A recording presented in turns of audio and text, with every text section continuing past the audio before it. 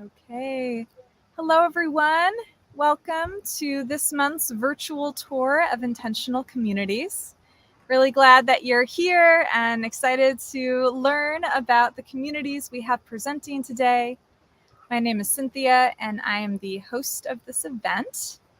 And I am going to start things off by sharing my screen and introducing our presenters today and a little bit more about the virtual tour format. And today is a very special event because we have presenting all communities that have been around for 50 years. So really, this is a celebration of some of the older communities in our network, some of the communities that just have been around for decades, and I think in many ways showing what's possible for the longevity of communities. And I'm looking forward to learning maybe some of the tips or the insights or experiences that these communities have had through those many years. All right, so we are hosting this event on StreamYard. So if you have registered for the event or you're here through one of our programs, that means that you can ask questions directly in the chat. I really encourage that. Use the chat to not only network with our presenters, but also with each other. And I appreciate everyone who has already put hello in the chat. If you could add a little bit more by way of introduction, we'd love to know where you are calling in from. If you live in an intentional community, let us know which one. And also, what do you hope to learn or get out of today's session? And we will have time for Q&A after each presenter. So really be thinking about, okay, what are my questions? What do I really want to learn from being here today? So go ahead and type into the chat. And while you're doing that, I'll share a few more pieces of information. The first being, as many of you know, we are well into our second year, I think going on our third year of doing these virtual tour events. It's been a lot of fun. We do them every month, 3 different communities, and it's always really a showcasing of this network and all the diversity that exists within the movement. So I encourage you to go to the FIC's YouTube channel if you want to see past episodes. And you may also know that the Foundation for Intentional Community, FIC, is a nonprofit organization that does events like this by donation, and encourage you, if you want to support FIC, to go over to the donate page and contribute.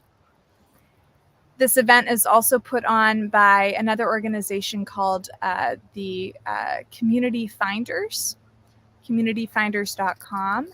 And I know many of you are here through our Finder Circle program. So hi to all of those folks. And we have a variety of programs to help people find communities to join. All right. So I think that's most of what I want to share today. So go ahead and maybe just take a moment to relax, grab a notebook if you'd like, and prepare to give your full attention to our presenters. We're going to start with Sandhill Farm. So Trish is here with us from Sandhill in Missouri.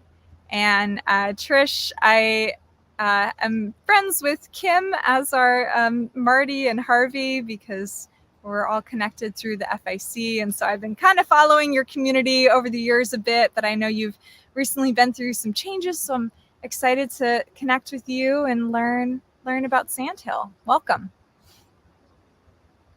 Hi, thank you. Thanks for the invite, Cynthia. It's great to be on here and talk a little bit about Sandhill. My name's Trish. I've lived here since 2010. Friends of Sandhill since around 2004. So pretty long history myself. Not 50 years, but yeah. So Sandhill is was an full income sharing commune started in 1974 by Laird Schaub and Anne. There were 2 couples that went to Carleton University, Carleton College together in Minnesota. And Sandhill is located in northeast Missouri. We have right around 150 acres, half of it's woods, half of it's rolling hills. We're in an area of the state right up near the Iowa border and the Mississippi River, so it's all very hilly for the Midwest. The community has always had a really strong agrarian focus, and that's meant growing at times around 90% of the food needs of the community. So dry beans, grains, dairy animals, all sorts of vegetables, poultry. Yeah, and the community was income sharing for the first 42 years. We have recently pulled back. So it was kind of like right here, right? It was income sharing in kind of the most intimate fashion I've known. Like we typically have between 5 and 8 adult members. And during that time, all income of any sort that one would make would go into a collective pot. We didn't have a lot of rules or structure around how that was used because the community has tended towards staying small and functioning more like a family and a family checkbook. And so it was personal accountability and weekly meetings over. If you look at some of the larger communes, there's work quotas, weekly or monthly stipend. People can leave for specific amounts of time to make income that didn't go into the communal pot. We didn't really have anything like that. It was kind of, you're all in when here's a member. So in 2018, we sort of shifted back a little. The community still owns, as a nonprofit, still owns all of the land, infrastructure, utilities and maintenance are all included and determined together through consensus. But individuals within the community may choose to work jobs that is their own income. And as a group, whoever is a member living here at the community has an equal voice then and serves as our board of directors. And as a group, we then have a retreat each winter where we determine the budget for the coming year. And since all of the land, taxes, utilities, houses, everything is held by the nonprofit, we're determining the course of like that coming year. What are the projects? Or do we have building projects? Do we have maintenance needs for our current buildings? We determine those together, and then all of the members pay a monthly contribution. Oh, and I was going to be presenting my slide while I did this. Yes. I'm going to go ahead and just put it on. Okay. The pictures are not really in a specific order. I put some of the houses at the beginning, but just kind of to like give a feel of who we are while I talk. Sorry about that. That's okay. That's why I was going first today. Woo. So slideshow. Oh my goodness. Are you hearing that music? Yes. Now we see your sides. It looks great now. Did the music stop? Yes. Okay. The music's not supposed to be part of it. Yeah, so that's kind of how we've structured. We currently have 5 adult members, and we have 2 kids that live here. We live 2 miles down the road from 2 other intentional communities. So while we're really rural, we're like really fortunate to have Dancing Rabbit Eco Village and Red Earth Farms, which is a land trust. And so between the 3 communities, we're locally referred to as TRICOM. We're just the TRICOM. There's 3 communities. They each have a different flavor. Like it really is a village. And the land trust is like individual homesteads. And then ours is more of the farm. between the three options, we have such a great social network. So we the communities rotate hosting a weekly potluck. There's yoga classes, there's ultimate frisbee, there's all sorts of homeschool and childcare, just co-op and sharing. Yeah. Cynthia, now I can only see my picture, so I'll need you to just like verbalize how much time I have, because all I see is my slideshow. Sure. Yeah, I can help with that. Okay. Yeah, so we currently have we try to have a weekly community dinner and weekly meeting. We do a monthly work party to try to address some area of the property. People are responsible for the inside of their homes, and they have full autonomy of their homes. We have 3 full homes, and then we have a cabin that doesn't currently have a kitchen or bath of its own. The person Tomcat, who lives in that cabin, he uses our home and shares our kitchen with me and my family. We have a working CSA. That's kind of like a big grounding activity for our community, and we've opened it to the tri community as well. So we have people from Dancing Rabbit for the last 5 years that join our CSA, and every Friday morning, you'll find a crew of us working in our permanent no-till gardens and orchards. We have a cob oven, so a thing we like to do is we do a lot of just host parties, pizza dinners. Maybe it's to the whole TRICOM. Sometimes it's just private parties. Sometimes it's inviting all the kid co-op over and their parents. But that's a big activity for us. We also have a tri-community potluck. I think I already said that. It rotates. It's once a week as well. So those are kind of the activities and structure. And then beyond that, we see ourselves here as supporting the individuals and families that choose to live here, and then actively supporting land access and really keeping our budget as low as possible to be financially sound, but making Sandhill a place that a variety of incomes could land and be members. And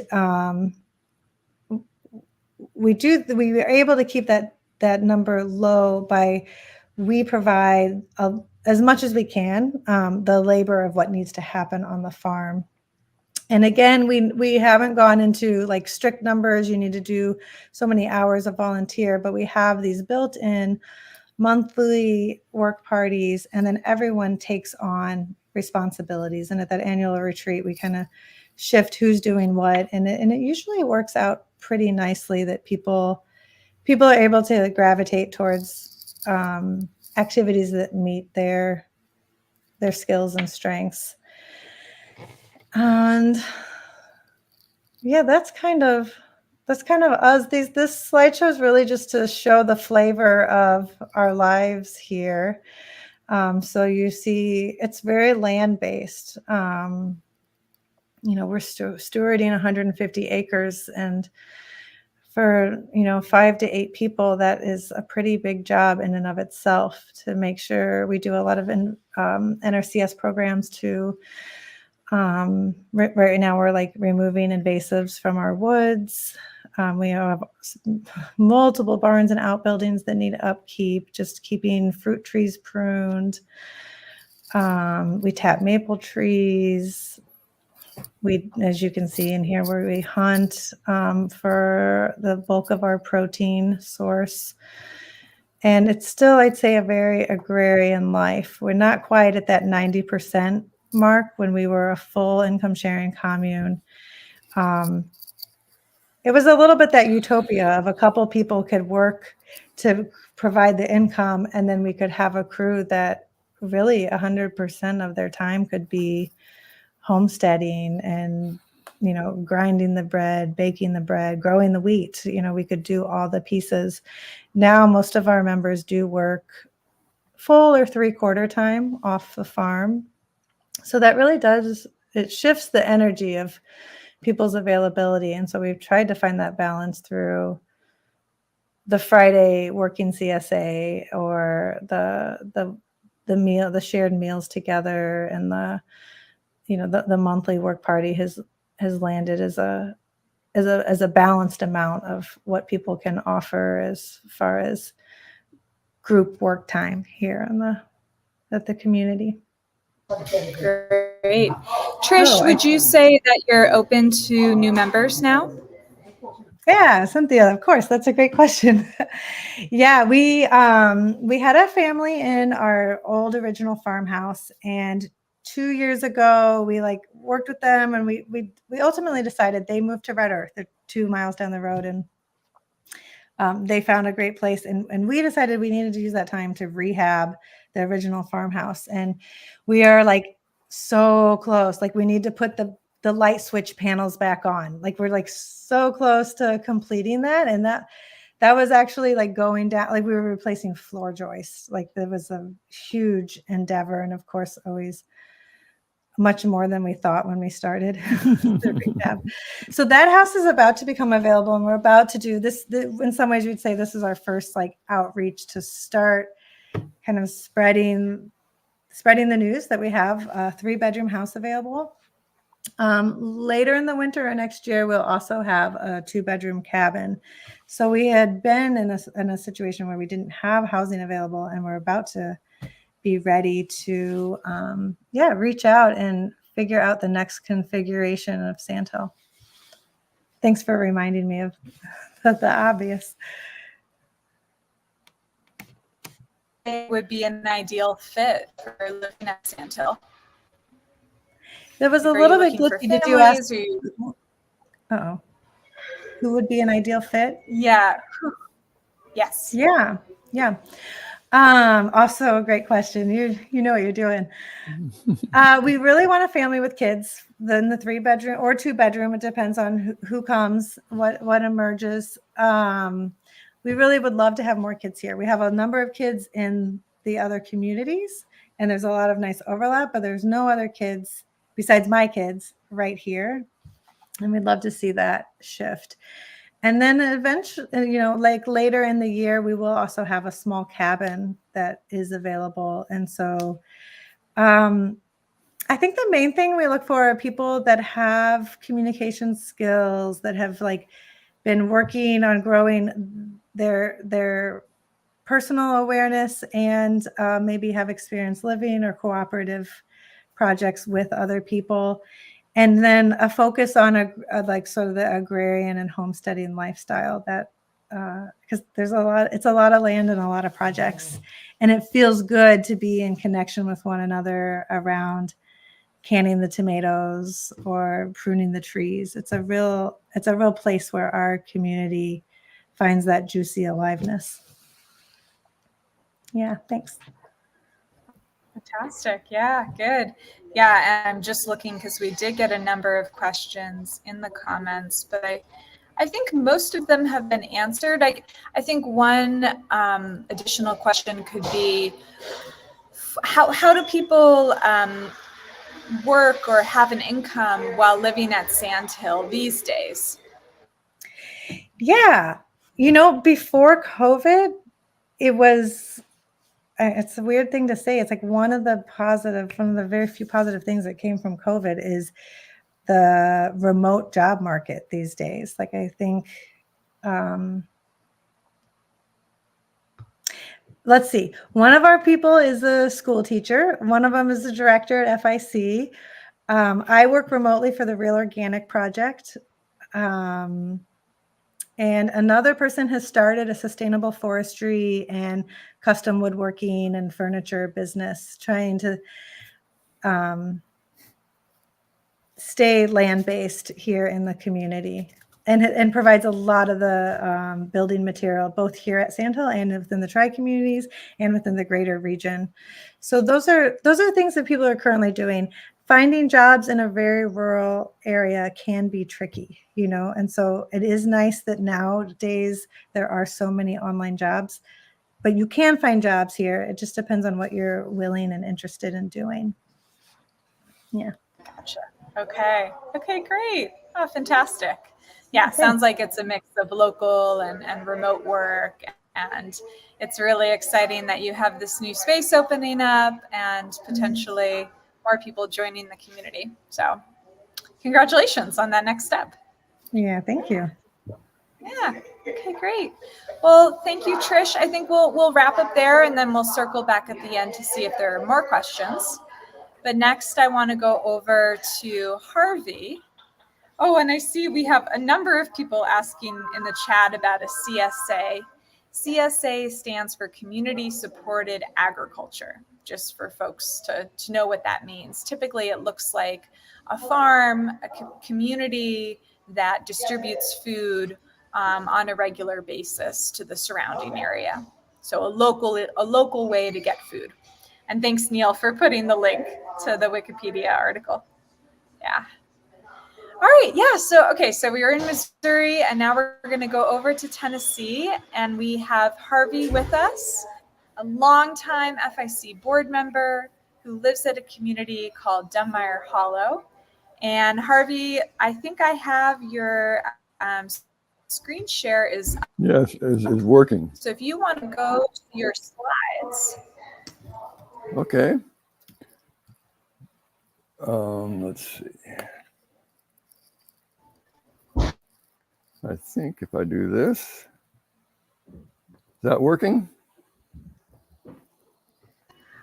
It looks like you already have your screen shared. So we can see what you see basically. So if you want to Okay. So can you see over can you see my first slide at this point? No. Okay, well, let's see. Let's go back here. Okay. Okay, we need to figure out what in the world is going on because it worked before. Yeah. I might even have you stop your screen share. Just click stop screen and just start over again. Okay.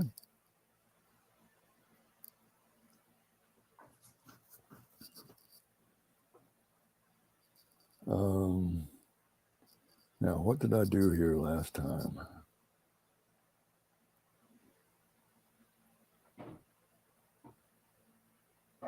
Because you downloaded your slides, right?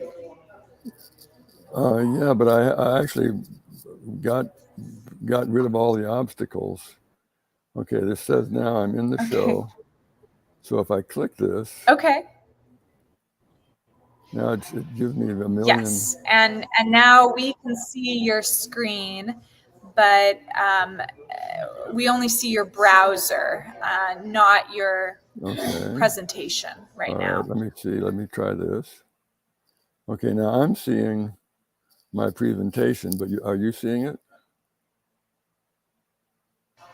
No, fortunately not.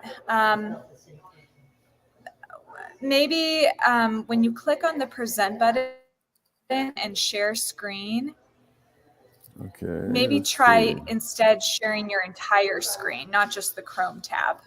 Okay. I'm going to start over.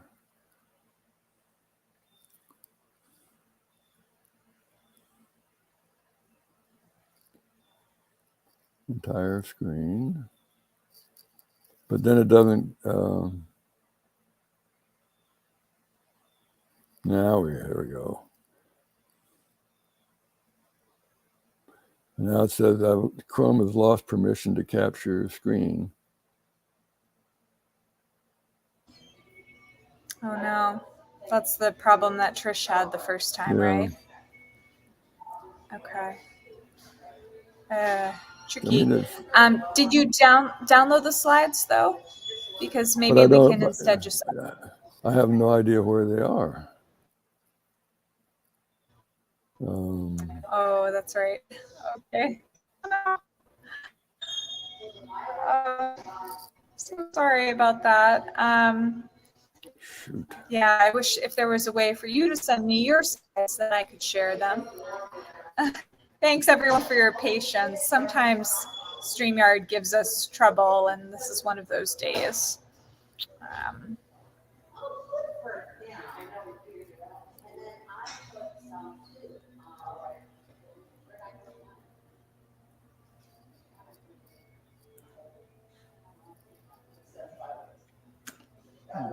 I'd suggest just moving on.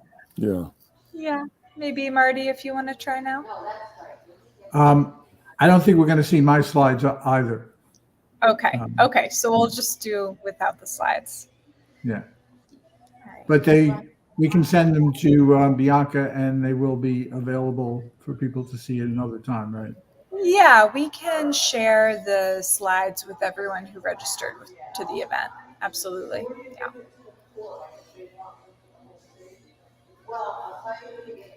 Okay. Harvey, do you want to keep trying, or do you just want to share about Demeyer Hollow?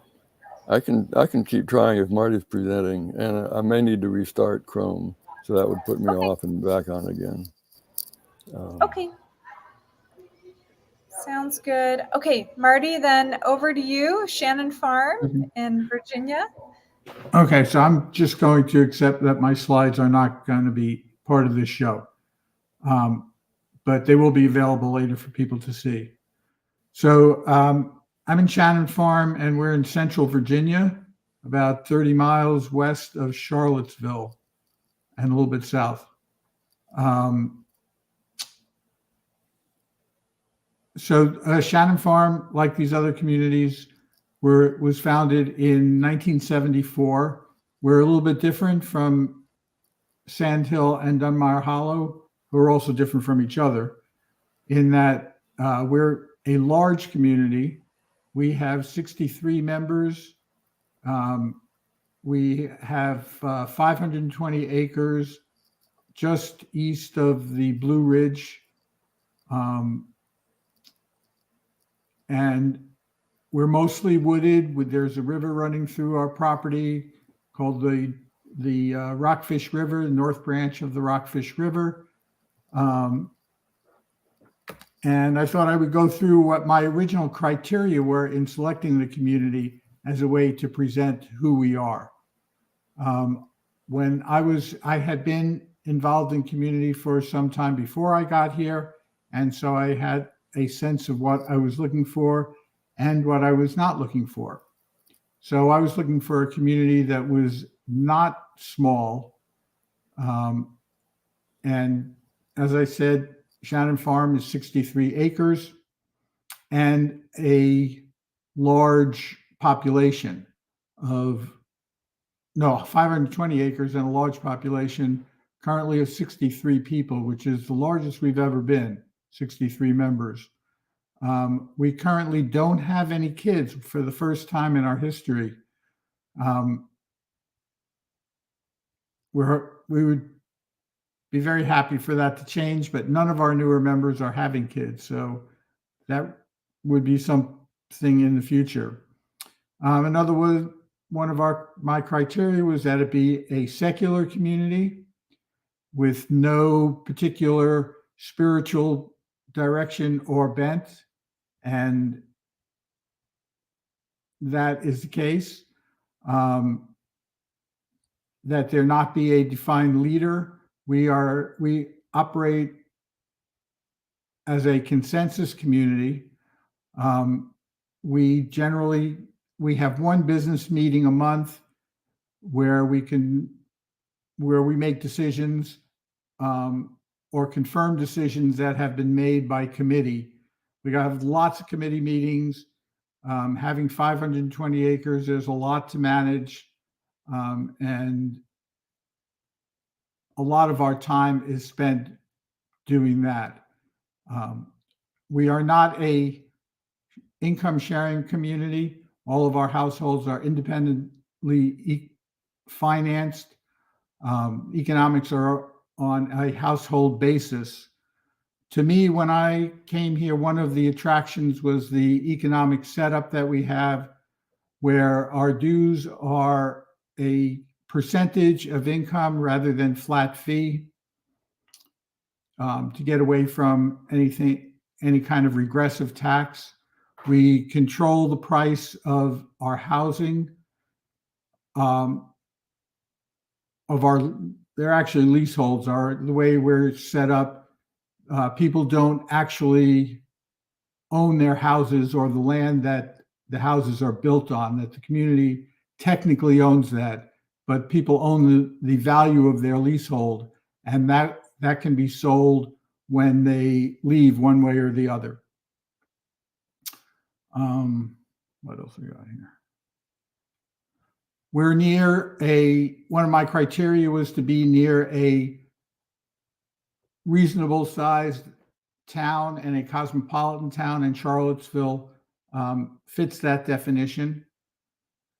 I wanted a long-standing community. I did not want to start a community, as some of you who may have tried that, as Harvey is aware. It's a gigantic project to create the soft infrastructure and the hard infrastructure of a community, particularly as it's sizable, and I did not want to get into that. So Shannon Farm was well established when I got here. Most of the buildings were created, although since I've gotten here, we have also built a tractor shop and we built a community center. So we're continuing to enhance the structure that we have.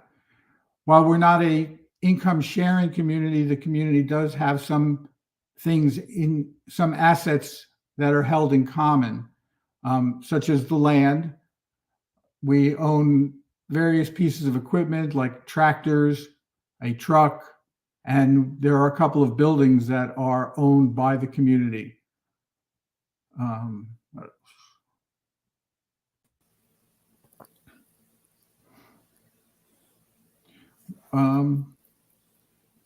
We have a lake. We built a lake that you would see a slide or two of it, but that's not available. You also would see a slide of the river that goes through our property, and various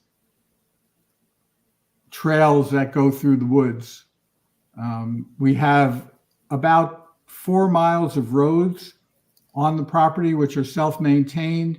They're all gravel roads, but we also have trails that you can pretty much go anywhere if you don't want to walk on the roads, and you can pretty much get anywhere going on the different trails. We have a certain amount of our forest and 520 acres that is set aside for to not be developed. We have the river bottom, obviously, which is probably 40 acres. I've heard the estimate, which obviously can't be built on. We also have set aside a large portion of our forested hills to not be developed. And aside from that, we have parts of the farm which are pretty steep and just can't be developed. Our housing is arranged in clusters of from 3 to 9 houses that are tucked into little hollows in the woods. So you can come here and not really drive around our roads and hardly see any houses. One of the decisions that they made when the community was first established was to bury all the power lines. So we do not have any overhead power lines on the community, except one high tension line that is maintained by the power company that runs through our fields.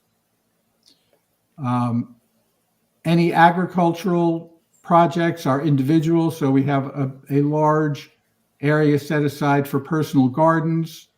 One of our members has had cattle for a small number of cattle for, I don't know, maybe 20 years, beef cattle.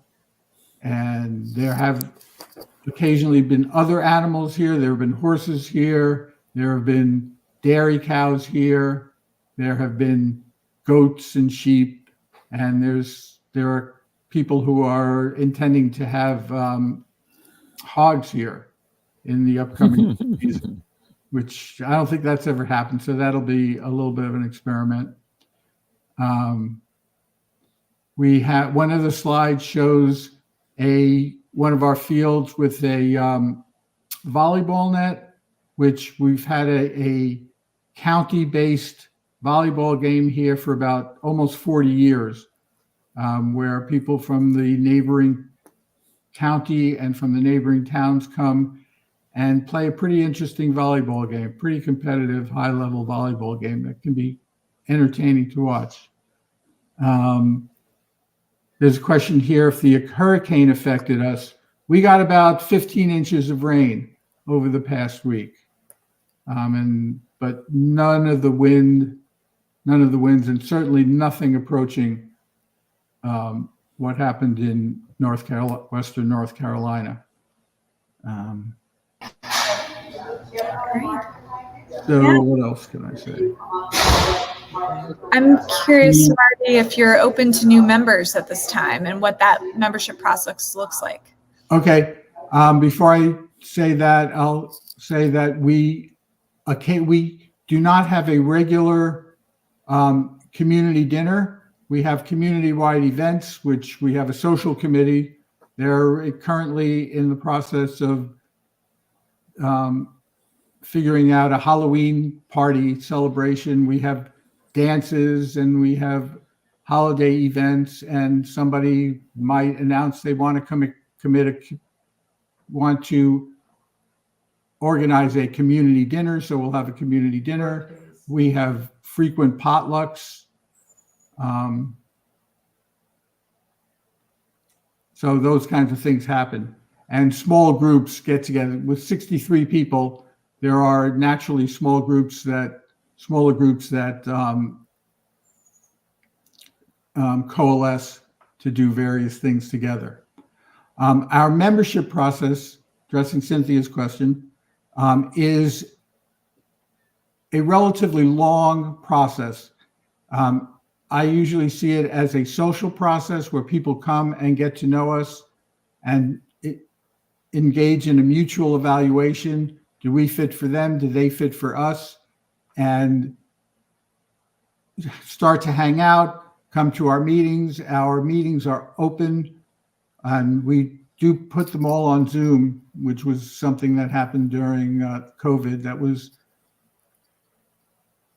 a positive in some ways not. I don't really like virtual meetings so much, but it does enable people who are not here and want to attend our meetings to do so. And all of our committee meetings, almost all of our committee meetings are open. We do have occasional meetings that are closed. So our membership process has various steps. You come and you get to know people, you hang out, you attend a meeting to see how we operate, how we do our business, and maybe come to work parties. We have fairly frequent work parties to do various things on the land. And at some point, you petition the community for a provisional membership. And we have a pretty low bar for provisional membership. You need to get a third of the members to sign off on you.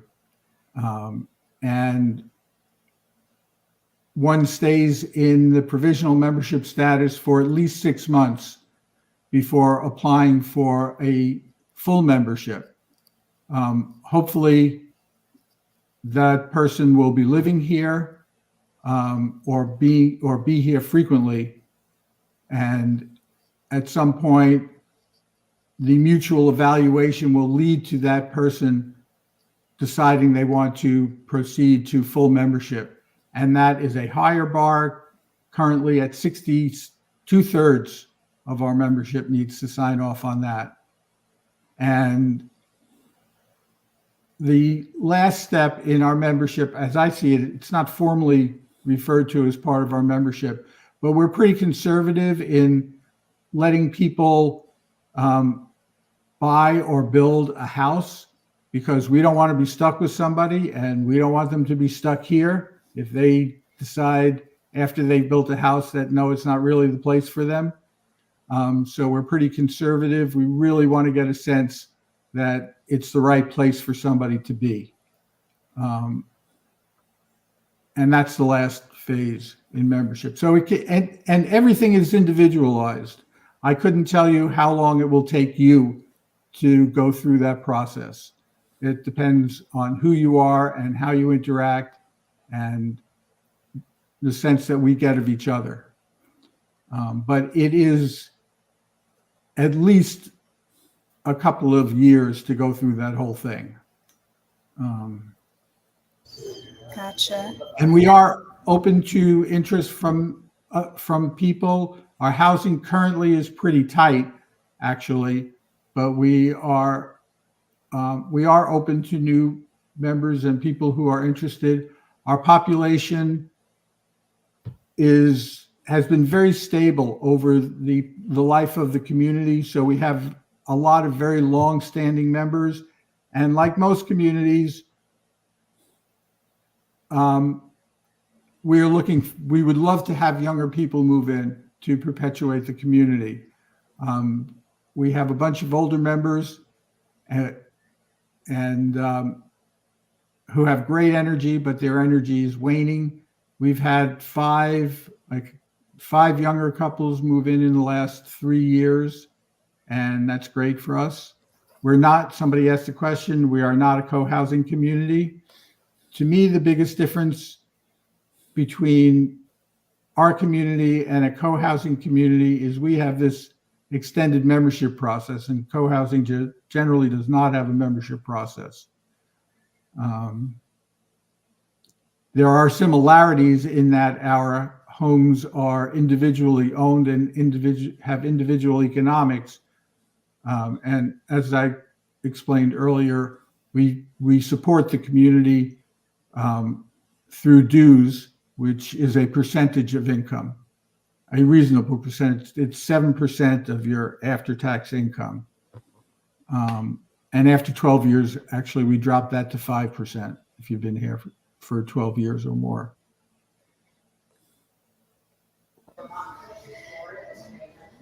I'm looking at the questions here, and question, how do we handle older folks that lose the ability to drive or to walk? That's one of the things that we're starting to try and address, is how we are going to, we've had a number of people age out here. Most of the older people who are getting older here are planning to age out here. We've had a couple of our members who have died here. We have a cemetery, which is on our list of things to discuss exactly how to manage.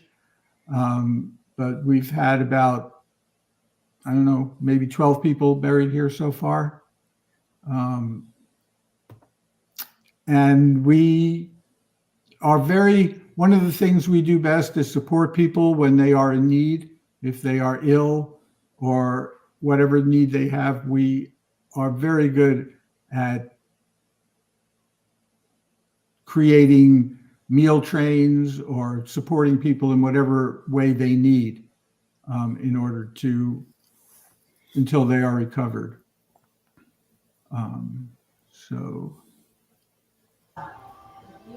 Yeah, and then I think we'll just do one more question about the revenue from members. If they are paying a percentage, do you periodically review the income of members to make sure that you're covering your expenses? Our dues are a percentage, and it's pretty much an honor system. We don't ask for your tax returns. We assume that you're doing the right thing. We also ask for people to contribute a day's labor a month, and we don't monitor that either. So we have a lot of trust. The community, as I see it, was formed with a pretty anarchistic mindset. One of our creeks is called Anarchy Creek. We also have a creek called Establishment Creek, just to balance it out. But we are pretty laissez-faire in people's lives. We don't have building. We have a housing committee that will look at your plans if you're building, but unless you're doing something that is dangerous or just not good, we will let you go ahead. And living in a rural county, a very rural county, as Trish in particular, I think, can attest to, building codes, building inspections tend to be fairly lax. We do ask people to go through the building inspection process at this point, although in the early days that was pretty loose.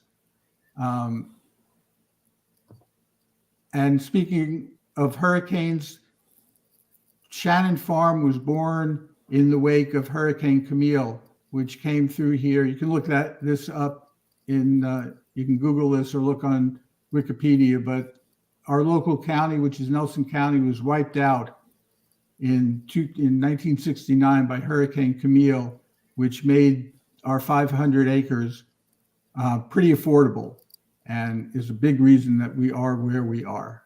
Okay, interesting. Yeah, very interesting.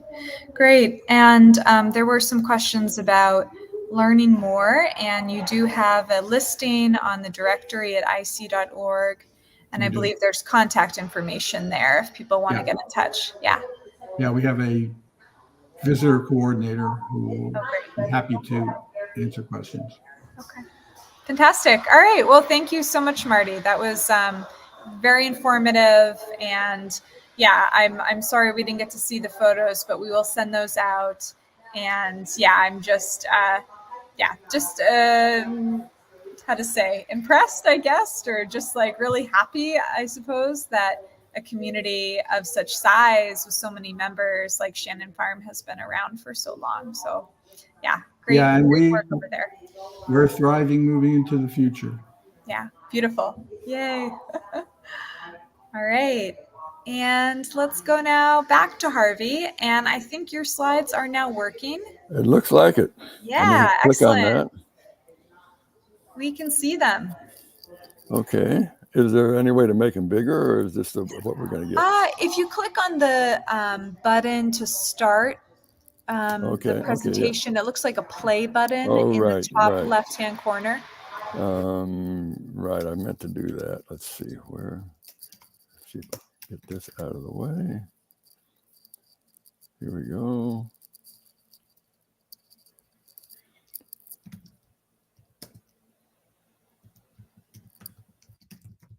Okay, here we go. Everybody see that? Yeah, it looks great. Yay. Okay, all right. So welcome to Dunbar Hollow Community. This is where you would turn off of the local State Highway 99 to access our half-mile gravel road. It would take you down into a little valley, which in local terms is a hollow, and named after a family that lived here back in the early 1900s. So some origin and basic facts. We coalesced in Champaign-Urbana, Illinois in the early 1970s. We became a community unintentionally, and then intentionally decided to try to make it last and do something with it. It arose from people living in group houses and working in worker-controlled collective businesses, which had no bosses, no employees, just all owners. So we never had a leader or hierarchy, and we always operated by consensus.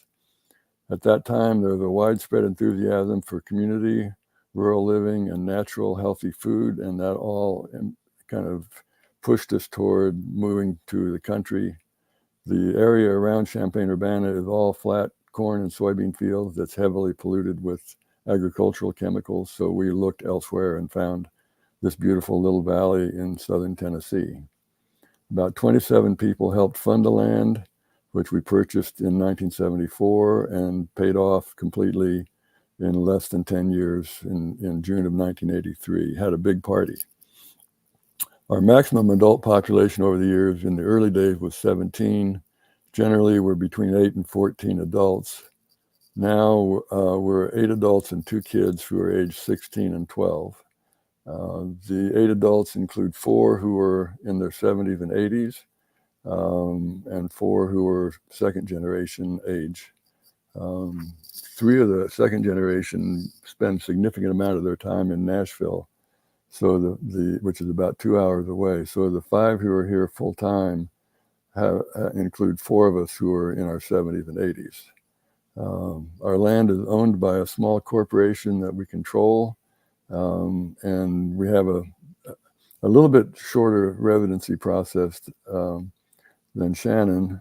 If people come for a first visit, and then the residence count, if it looks reasonable for both the visitor and the folks here, the residence council sets up a provisional resident agreement that can often include a way for the person to stay here as far as housing, finances, stuff like that.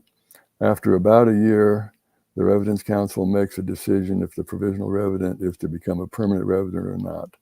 We discovered that we had to have some kind of a time limit on the residency process, because there was one time when somebody discovered they could stay forever without ever becoming a permanent resident, because the residence council couldn't come to a decision through consensus. And we worked through that and decided we wanted to make our process a little more structured. Here's a rough map of the shape of our land. The deed says 163 acres, more or less. I wish I had a pointer. The top, almost the top half of our land is agreed upon to be an undeveloped area, so it's natural woodlands. Our land was logged a year or 2 before we bought it, and we have not done anything but harvest occasional firewood in the forested areas. The yellow areas are open land, our meadows and fields. We have some community facilities. We have a community center, which has a kitchen, dining, living room, a laundry room, showers, and a large screened-in porch with a ping pong table. This is the interior. There's a lot of recycled materials in this building, which some of it are hidden, some are like the wall paneling. The kitchen cabinets are all reused from Habitat for Humanity. We have a barn, which has a concrete floored repair bay. It has a tractor with various implements, lumber storage for several businesses, my wood shop, and another person here does exterior architecture as a contractor in Nashville, and drives and stores a lot of the lumber he uses for that in this barn. We have a guest cabin it's a small building. It has 2 bedrooms, a bathroom, and a kitchen living room. This is the kitchen area. Has an electric stove, a refrigerator that's just out of view on the left. This is the little living room area with a view down to the creek. And this is the larger of the 2 bedrooms. We have a swim pond that's fed from the creek via a long pipe. It's a wonderful place to hang out. It tends to be cold water. You can cool down easily in the summer, but it's a little more intimidating in cool weather. This is a view from the road of the same swimming pond. And we have a wedding pergola. There have been at least 5 couples married here over the years. A pleasant little place to come. My wife Dory and I got married here 10 or so years ago. We have, and when it comes to agriculture, we're not as deep into it as Sandhill, but we do have 4 seasons and a long growing season. We do have a real winter and a real summer. We tend to garden either as individuals or as individual families, or share the garden. This is our garden that this is last year's picture. We were sharing it with a couple that was living here for a while, and that meant more energy, and everything was really nicely taken care of at that point. This is Steve and Nancy's garden now. They're about to go in and clear out the warm weather crops and put in spinach and garlic for the winter. We can with even just with simple plastic covers, we can keep cold weather greens alive all winter and eat them all winter. We have a couple of fish ponds, where the one on the left is cold and is used for trout. The one on the right is warmer and it's good for catfish. They're stocked from fingerlings that my neighbor Steve buys from a place that supplies such things. And then we also have a spring-fed trout run. There's actually 2 trout runs. This is the upper one, and these come directly out of a really nice spring that we've got. We have at least 3 really good springs on our property. Our house uses spring water. Steve and Nancy's house uses spring water. Our community center is fed by a well, and that water is coming out of the same aquifer as the springs. Steve is a beekeeper, which is challenging these days, although we do have this one little oasis for them to stay in that's all organically farmed. And then we have open fields that at this point are covered with grass and local wildflowers, and are suitable for possibly opening up for truck gardening.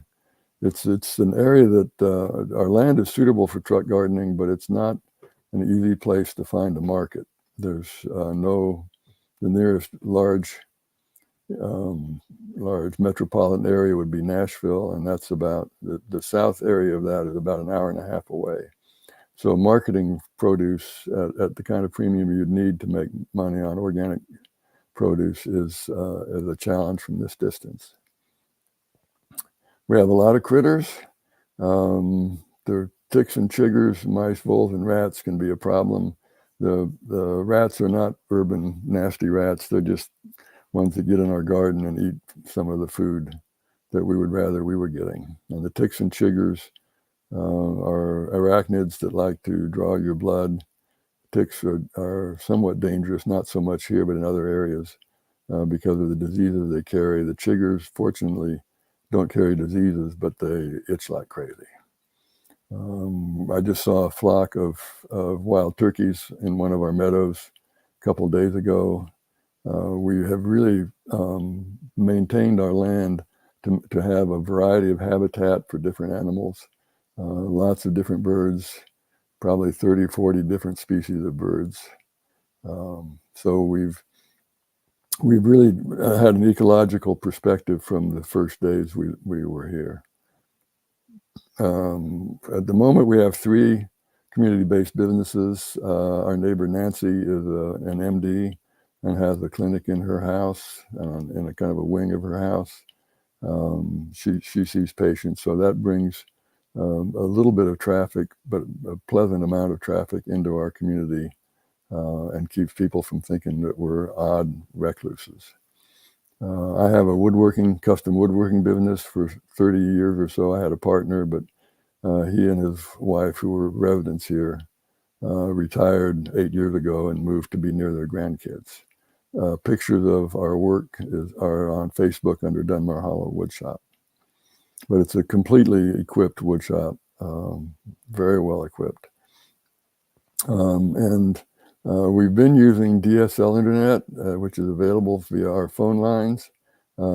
Fiber optic internet availability has just come in to this area and will be 20 times faster. And it's via our electric co-op, but it's only to grid-served houses. We have one available house that's off-grid, and it would have to still be on DSL. Our houses are all wood frame. A lot of wood. We're in a forested county with sawmills, and so we can get local hardwoods and cedar and pine. And so our houses are owner built, and they tend to have a lot of nice creative features, a lot of wood involved in their interiors and exteriors. This is another couple's house. They're mostly in Nashville, but come down when they can. This is the south-facing side of my house, or our house. We have a lot of south windows, very definite solar aspect. The north wall is shorter, so there's less heat loss out of the north. This is an available house. It's a couple that moved to Oregon 8 years ago, left this behind. It's 2 stories, 2 bedrooms, a shower and a bidet upstairs near the bedrooms, then an indoor composting toilet down off the main living room, an outdoor shower, 3-season sleeping porch, which you can see on the upper side of the left-hand part of the house, and then a covered porch underneath it, and then on the opposite side of the house, there's also a covered front porch. It's off-grid solar electric, has wood heat, a sunfrost, very efficient 12-volt fridge, and a terraced garden area in front of the solar panels. The solar electric would be profitable or beneficial to do a lot of upgrades. The panels are probably from the 70s and early 80s and would be maybe 25 to 30 watt panels per panel. And now you could replace them with 250 to 300 watt panels.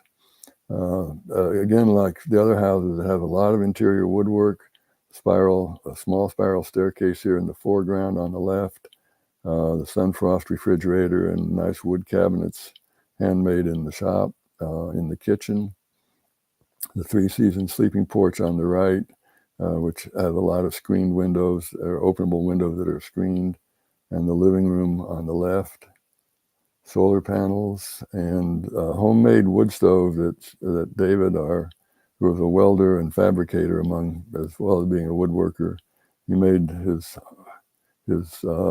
own pretty efficient homemade wood stove.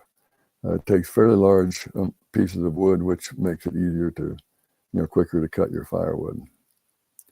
Life events. This was our first funeral back in 1995. One of our founding members died at age 49 of breast cancer. We've had at least 5 home births on our land. Our Dr. Nancy went into medicine because she wanted to be basically a doctor midwife, and so she's had her own babies here and has also helped her children have babies here, and there have been other people as well. As I said, we've had marriages and deaths here as well. Visitors. Besides hosting community visitors, Dory and I host Servas travelers and warm shower cyclists. Servas is an international organization that tries to reduce the chance of war by promoting intercultural understanding, by having visitors from one country stay with people from another country to get to know them and their country more than just staying in hotels.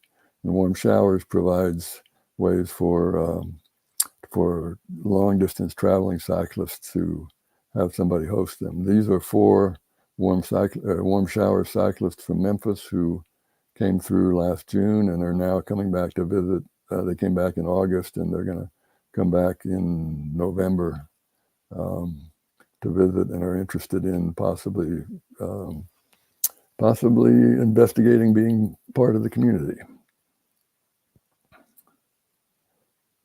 So I think that's it. We do have one available house, and we have the guest cabin. So that's kind of a quick summary. Yeah, great. Thank you so much, Harvey. That was a really good overview of the community. I love seeing the photos, and yeah, just bringing me back because I got to visit and see your garden and your wood shop. It's very impressive what you all have built there. So fantastic. All right. Well, thank you all for your presentations. And now coming towards the end of our time together, I have a question that's been on my mind for all of you since your communities were founded the same year, is my understanding. Were you aware of each other as you were getting started, or how did you become aware of each other's communities? Do you know that? Go ahead, Harvey. Yeah.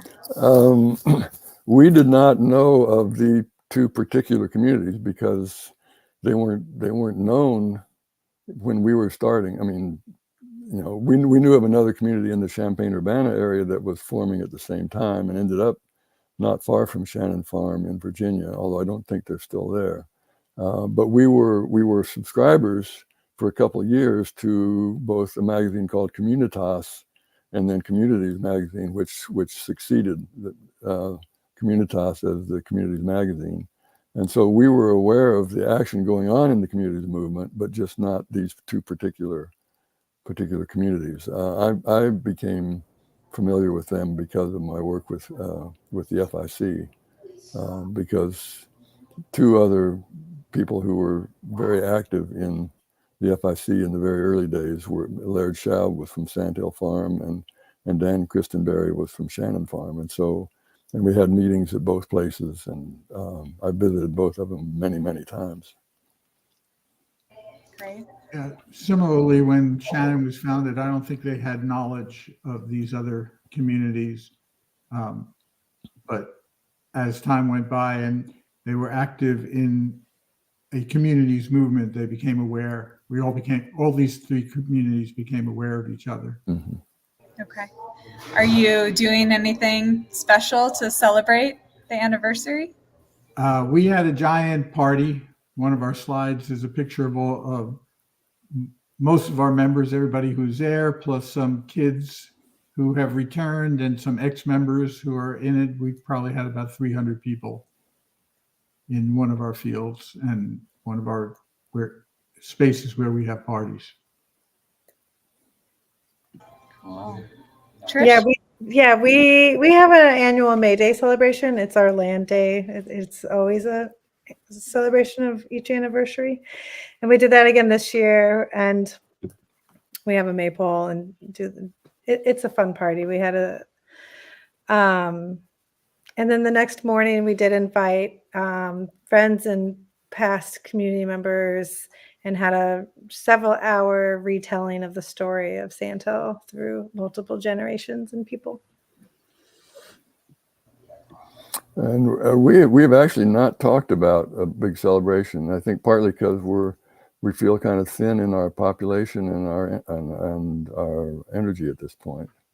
It was probably a good thing we didn't schedule it for like September, because in August, my neighbor Steve had hip replacement surgery, and the day before his surgery, his wife Nancy fell and broke her ankle, and so they were pretty much out of commission. They're now back being able to do more as they're healing up, but it would not have been a good thing to have had this big party planned and then have them really needing a lot of help instead. Okay. All right. Well, beautiful. I'm really happy that communities have been around for so long. I think when people, maybe some of the folks who are listening even hear about intentional communities, they think, oh, the hippie era, that's when the communities get started, but they're not around these days. And to show that we still have communities from so many generations ago is really wonderful. And I think we'll just wrap up here with one more question I have for each of you. If you want to end with this, and then we'll say our goodbyes, which is looking ahead 50 years into the future.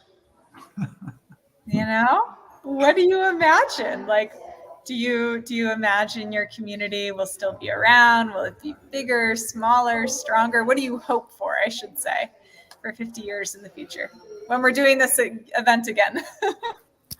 We actually did that exercise here, visioning 10 years ahead, 20 years ahead, 50 years ahead at one of our recent meetings. And we envision that we'll be here. And that's being reinforced by the influx of younger members, which we've had in the last 3 or 4 years. And we don't want to project too much what it's going to be like, because the community is shaped by the people who are here. So those of us who won't be here, we may have ideas, but you can have lots of plans, but plans don't necessarily, there's always emergent strategies, and it will be formed by those who are coming in and who will continue to come in the future. Well, I think we're probably, I would say, to be honest, we're probably in a little more of a precarious situation than Shannon Farm. And I think that goes with the territory of being a small community, and that you can be near the edge of not having enough to attract enough people and community to attract folks pretty easily. If you get, like, if we lost another couple people as far as their participation, it might be difficult. I mean, we have the physical infrastructure, and we have a lot of experience with community, but we're going to need more energy soon. And we're kind of off the beaten track in a lot of ways as far as where people are looking for community, and that doesn't help either. Okay, so Marty, you need to send Harvey some of your people. Well, Yeah. I don't want to be considered to be trying to steal community folks from other communities. I've seen communities try that before, and it didn't sit well with me. Yeah. Okay. All right. Well, I'm hoping for you that maybe somebody listening feels the call to go visit, and hopefully you get more interest, because it really is a special spot. So, yeah. All right. And then Trish, how about you? I mean, 50 years, I don't even know how to, you gave that prompt and I tried and I couldn't. So I can speak more to the coming future. We're like in this real transitional moment. We spent the last 6 years transitioning out of full income sharing, which meant doing a lot of rehab work and organizational restructuring. I mean, rehab work in that we had a common house and then little cabins and structures that didn't have their own kitchen and bath. So we've been really trying to get all of the homes to be amazing, to be like somewhere you'd come and be like, yes, I want to live here. And we're right at that point. We're also at the point where my family is about to shrink with a kid going to college and just the configuration of our family shifting. So I don't know what's to come. Like, maybe we're going to attract younger folks that want farm and want access to land. Maybe the home that I'm in that has 6 bedrooms, it's originally the dormitory. Maybe I'm going to move into one of the little cabins with part of my family that's still on the land. And this is going to be retreat space. I don't know. We're really just open to who finds us and what sort of proposals people have, and then feeling into what's the direction. Similar to Harvey, it's when you have a small number, I love the intimacy, but then it can quickly, it's just, there's not the numbers to buffer when people leave. Yeah. Gotcha. Yeah, I hear that challenge. All right. Well, wishing you all well. Thank you so much for taking the time today to be here and share with us. And thanks for bearing with some of the technical challenges. Yeah, Marty, did you want to add something? Oh, I was just going to thank you for hosting this. And of course. Yeah. Aww. Yeah, it is a lot of fun, and I think there's a lot of things that I appreciate about this platform using StreamYard, but I'm also really feeling some of the limitations, and want to make sure that everyone's able to share their photos. So we will send those out via email, and big appreciation for our audience and all your good questions. And I'm looking forward to having you with us again next month for another round of virtual tours of intentional communities. All right. Well, blessings and take care, everyone. All right. Bye. Thanks. Bye.